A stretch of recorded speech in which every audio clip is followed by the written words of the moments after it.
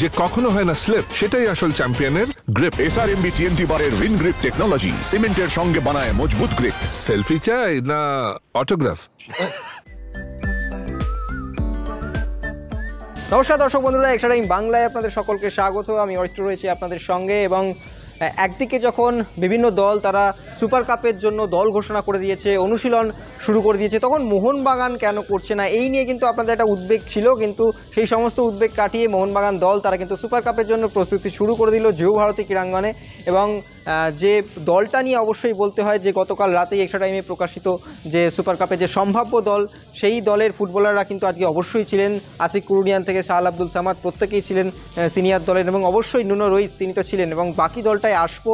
এবং প্রথমত যে সুপার কাপের যে দল, সেই দলটা নিয়ে কিন্তু আপনাদেরকে বলবো, যেখানে 12 জন কিন্তু সিনিয়র দল থেকে ফুটবলার, যারা এই 12 জন তারা কিন্তু রয়েছেন। এবং RFDL থেকে 13 জন ফুটবলারদেরকে নিয়ে কিন্তু একসঙ্গে করে এই দলটা গঠন করা হয়েছে। এবং কোচ বাস্তব রায় ও ডেগি কার্যর্যর তত্ত্বাবধানে এই দলটা কিন্তু অনুশীলন করবে। যদিও আজ ডেগি কার্যর্য আসেননি, তিনি আগামী 1-2 দিনের মধ্যে চলে আসবেন। আজকে কিন্তু একেবারে বাস্তব রায়ের তত্ত্বাবধানেই কিন্তু অনুশীলন সারে মোহনবাগান দল। এবং যেটা বলতেই হয়, নুনো রুইস তার জন্য অপেক্ষা করছিল আপামর মোহন জনতা, তিনি কিন্তু আজকে অনুশীলনে ছিলেন। যদিও আজকে একটি গুরুত্বপূর্ণ আপডেট আপনাদেরকে দিয়ে দিই যে গ্লেন আজকে অনুশীলন করেননি। এবং তাকে যখন জিজ্ঞেস করা হয় যে তিনি কেন অনুশীলন করেননি, তখন টিম ম্যানেজমেন্টের পক্ষ থেকে জানানো হয় যে তার জ্বর হওয়ার কারণে তিনি আজকের অনুশীলনে করতে পারেননি। সেক্ষেত্রে গ্লেন অথবা সালাউদ্দিন এদের মধ্যে কেউ একজন খেলতে পারেন। এবং আরেকটি কিন্তু যেটা গুরুত্বপূর্ণ পয়েন্ট, সেটা হচ্ছে দীপক টাংরি তিনি কিন্তু আজকে সিনিয়র দলের অনুশীলনেও দেখা যায়।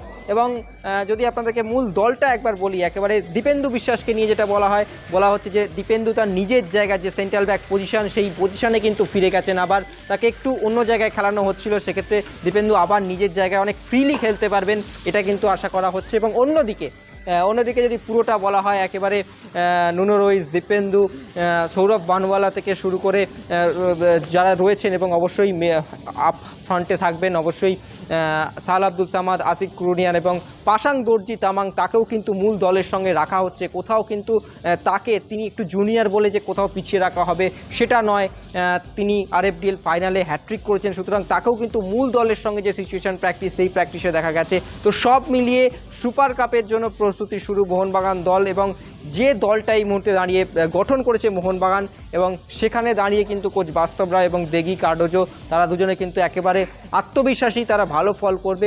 চলুন দেখে নিই সুপার কাপের প্রথম দিনের অনুশীলনে মোহনবাগান কী করলো, সেই টুকরো মুহূর্ত।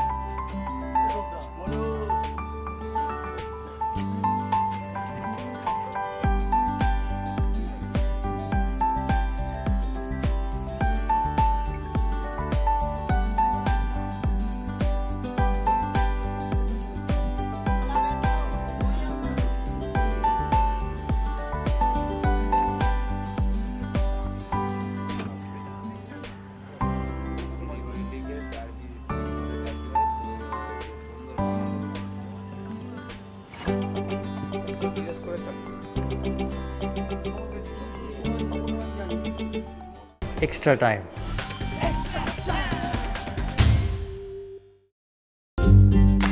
লেটেস্ট নিউজ আর এক্সক্লুসিভ ভিডিওর সঙ্গে আপডেট থাকতে এখনই সাবস্ক্রাইব করুন আমাদের ইউটিউব চ্যানেল। বেল আইকনে ক্লিক করতে ভুলবেন না যেন।